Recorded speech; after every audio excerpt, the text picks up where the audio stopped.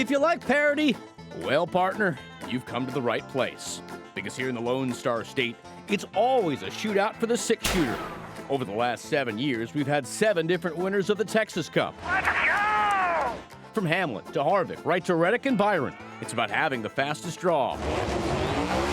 Do you feel lucky? All around up to 5! Well, you should. Another Around the Track starts now.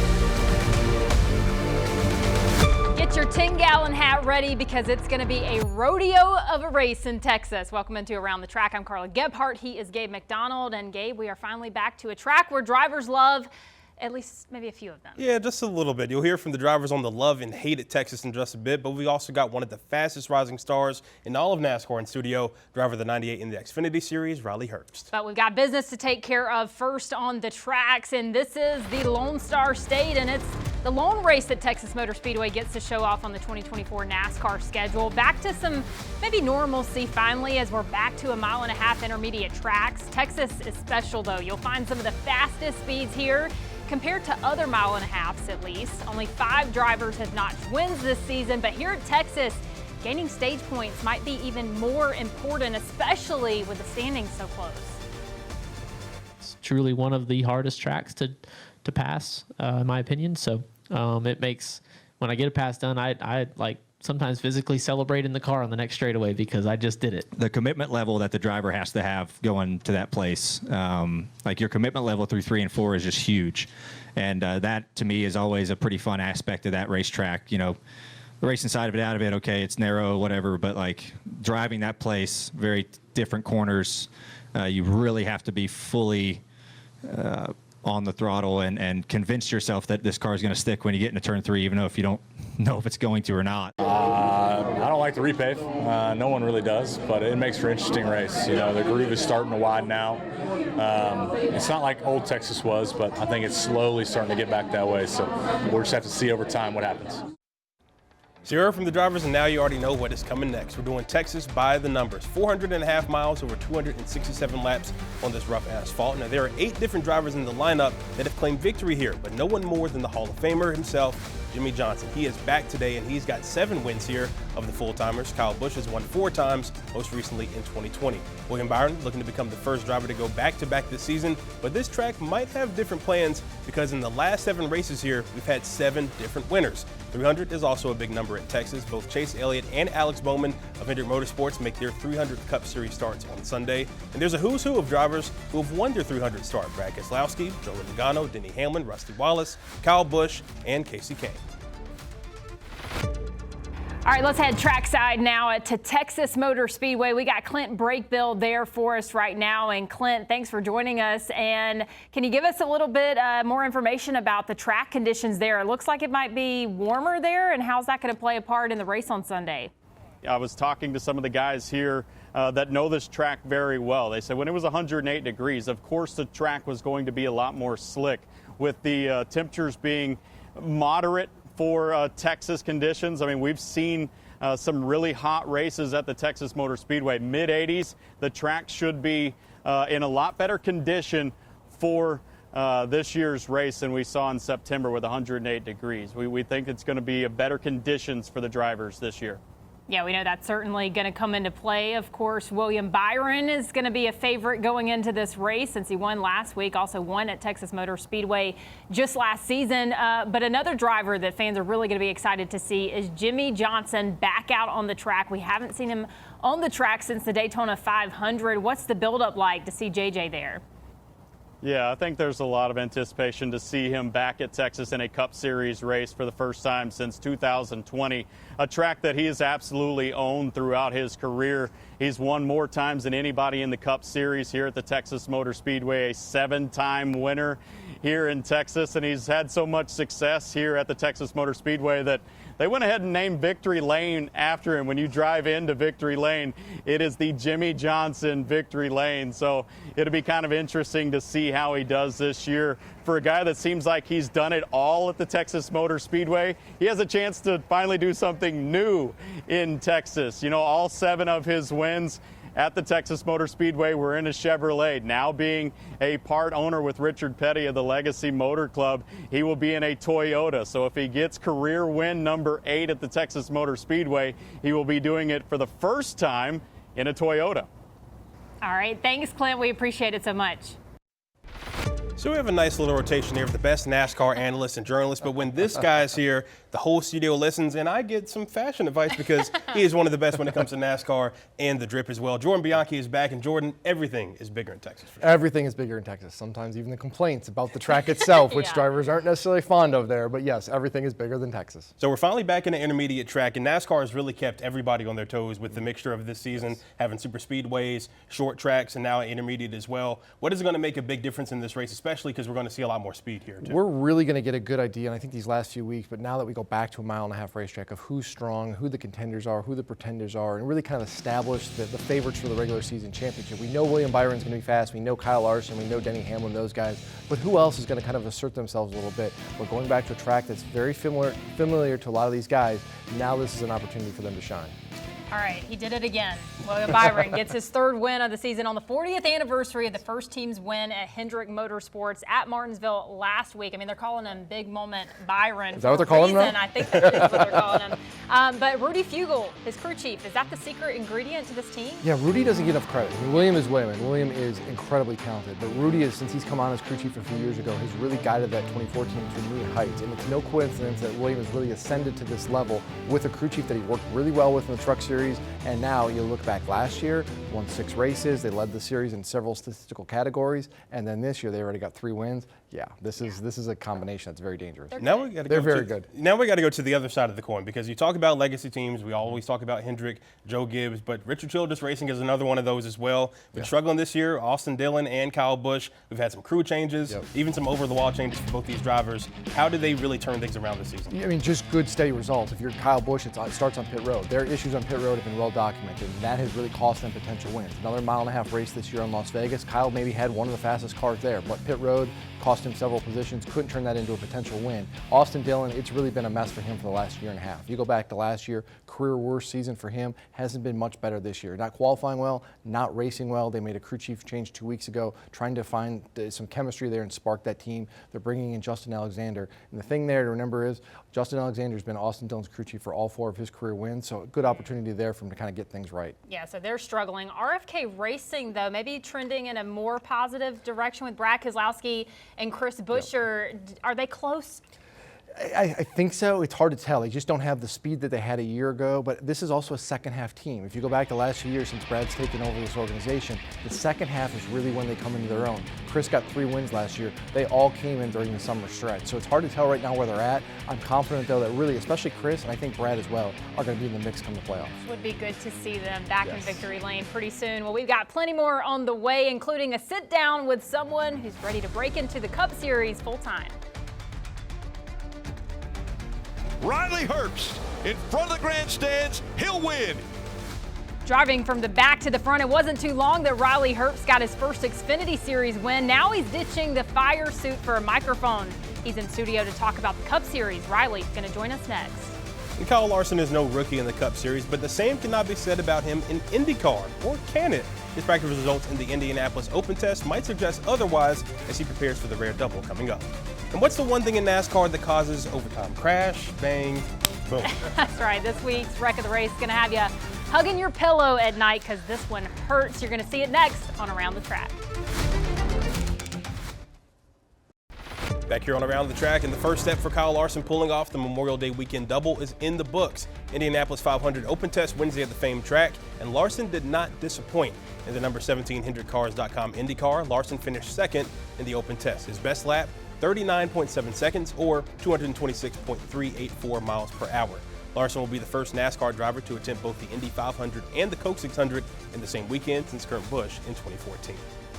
Yeah, it felt good.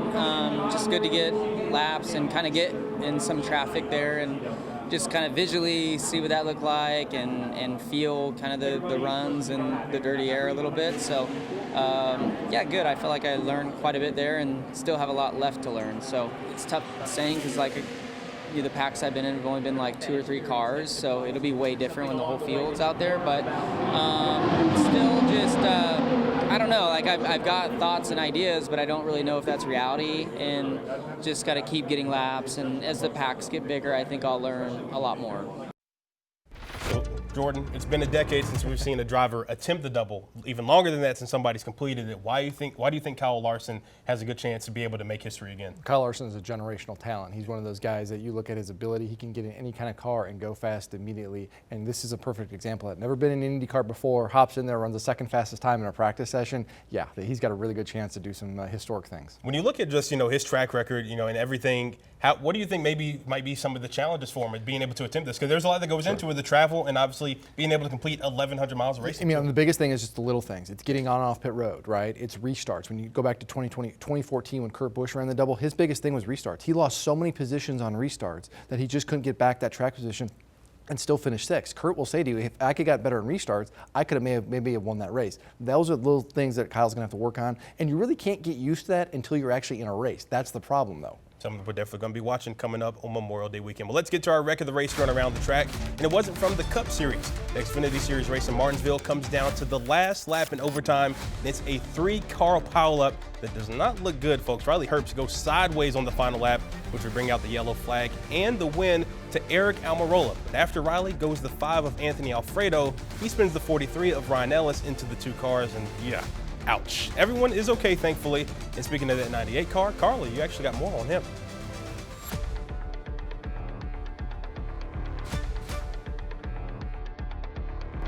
All right, thanks, Gabe. Yes, time now for Garage Confidential. Usually this segment is meant for a Cup Series driver, but today we have the pleasure of having an Xfinity Series driver in studio with us. We've got Riley Herbst, driver of the 98 for Stewart-Haas Racing. We're going to be talking about Texas Motor Speedway right now, but I just want to talk to you a little bit about your season so far. You ended last season really strong. How's it going so far this season? Yeah, I think it's been really up and down for the 98 team. We started off the season really hot. A couple top 10s, a top 5, really good points. The last 2 weeks have kind of been a roller coaster for us. So looking to get back on track this weekend at one of my favorite racetracks in Texas, and hopefully go back to Victory Lane. And you got in a wreck in Martinsville. So I know all the fans out there want to know, are you doing okay, feeling okay right now? Yeah, no, we're good. Martinsville is obviously one of the more physical racetracks on the circuit. So we go from one of the slowest tracks to one of our fastest tracks, 1.5 miles at Texas, close to 200 miles an hour. So excited to get the speeds back up high and hopefully put the 98 back in front. Another thing that makes you kind of unique to at least the Cup Series is that you're driving in a couple of races for the Cup Series this season for Rick Ware Racing. You've gotten some time in the Cup car. How do you like it, and how different is it from the Xfinity Series? Well, it's extremely different. The Cup Series is so difficult with all the best talent in the world. They're all really good from top to bottom. So when you go to the Cup Series, you have to bring your A game, and luckily enough, I've had some good results in the Cup car. So hopefully I can capitalize on my opportunities more this year and see where it takes us. Absolutely. I want you to now use your driver perspective, but put on your analyst cap for us. Talk to us a little bit about Texas Motor Speedway. You said that you actually love this track in an Xfinity Series car, but a lot of the Cup Series guys, maybe they don't feel the same way, right? So tell us what makes this track unique. I think it's very unique with the high speeds. Turns 1 and 2 are so different from 3 and 4. 3 and 4 is basically wide open. 1 and 2 is a lot more flat, big, wide entry. You have to slow down your car a little bit to get to the bottom and have a really good exit. So I think the Cup cars are going to put on a really good show. The new next-gen cars have been racing really well in 1.5 miles. So I'm excited to get down to Texas and sit back and as a fan and watch the Cup cars go around and root on my teammates. You mentioned that the Cup Series racing has been a lot better on those intermediate tracks. What have you been seeing from the Cup Series cars on tracks like that maybe vary from the short tracks or the super speedways? I think the biggest thing is the ability to go where other people aren't, get it in clean air, and they can go from top to bottom. Obviously, Texas is a little bit more of a narrow 1.5 miles than per se Las Vegas that we've been to already this year. But I just remember the last year's Texas race in the Cup cars. Watching them, they were really fun to watch. They put on good races, so excited to see what we got this year. And we can actually see some cars pass at Texas Motor Speedway this weekend. That's going to be very key for this race as well. Final question for you, William Byron. I know he's a Chevy driver, you're a Ford driver, so maybe a little conflict of interest here. But what he's been able to do so far this season, 3 wins in the Cup Series car, the most wins out of any driver the last couple of seasons. What do you see from him that has really made him stand out so far this season? It's awesome just to see what he's been doing doing, but him and everybody at Hendrick Motorsports have been on a roll, and it's kind of cool to see from a fan's perspective, because obviously I don't have to race him every week to see him dominate this year so far, but just to watch them go 1, 2, 3 at Martinsville was pretty cool, pretty eye-opening, because just how hard that is to actually do, and for them to accomplish that was pretty sweet. Is it crazy that he came up the way that he did through almost iRacing instead of the traditional way that racers usually do? Yeah, I mean, but he's very talented, so talent finds its way to the top, and it's pretty awesome to see for sure. All right, Riley, we appreciate it. Thanks so much. Thank you. Coming up, does NASCAR have a short track problem? Many of the guys running motors are now running their mouth about the issue. We'll explain. And could some teams be going under new ownership? Could some teams be losing cars while others gaining some? It's time to shock NASCAR's charter system. Inside info when ATT returns. Pretty big news for the Xfinity Series. The CW exclusively airing the final 8 races of the Xfinity Series regular season this fall, starting on September 20th at Bristol. You'll be able to see the stars of tomorrow battle it out on the track with lead announcer Rick Allen and NASCAR legends Jeff Burton and Steve Letarte on the call. It's a jump start for next season when the CW airs every Xfinity race in 2025. And fans, drivers, crew chief, all of them have had something to say about short tracks as of late, more specifically the packages for the cars. NASCAR changed the aero packages for the cars and opened more competitive racing, but we've yet to see some separation from that. Sources tell us that the next step is working with Goodyear on the tire wear of these tracks, but as America's crew chief explains, that might not be enough either. We know we've got things we've got to address. I don't know that it's an overnight fix. I don't know if we can actually get it corrected here in 2024, but I do know all parties involved, NASCAR, the teams, the manufacturers, Goodyear that makes the race tire, everybody is putting their minds together to try to figure out how we can come up with a little better product at these shorter tracks. Now, with that said, we've already driven on 3 short tracks, so how many are left? At least in the regular season, 3, but only 2 of those are points-paying races, as North Wilkesboro will host the All-Star race coming up next month. When we hit the playoffs, there will be 2 short tracks, both elimination races in Bristol and in Martinsville. Carla, Jordan. Thanks, Gabe. Yeah, short tracks are a hot topic right now. I think we can agree on that. But so are charters right now, and charters and NASCAR are a lot like franchises in the NFL. There are negotiations going on between NASCAR and team owners about the future of those franchises. Should they be permanent? What's the true value of the charter? And while those talks are taking place, some of the teams might be looking to sell the charter in the current market. So, Jordan, I ask you, why would a team want to sell before these negotiations are final? Well, there's a lot of reasons. One could be underperformance, one could be lack of interest, and one could be we don't have the sponsors, and it's expensive for us to keep going, and we don't want to foot that bill out of our pocket. So there's various reasons why, and there's 2 groups right now on the ownership side that are looking maybe to get rid of their charters, and all the reasons I mentioned, those are the reasons why. Very juicy. We'll be looking for those stories a little bit later in the season, hopefully. Well, can anyone stop William Byron? Coming up next, you'll hear his odds for this week in Texas, and guess what? He's not the favorite. That and our victory lane locks. Those are next.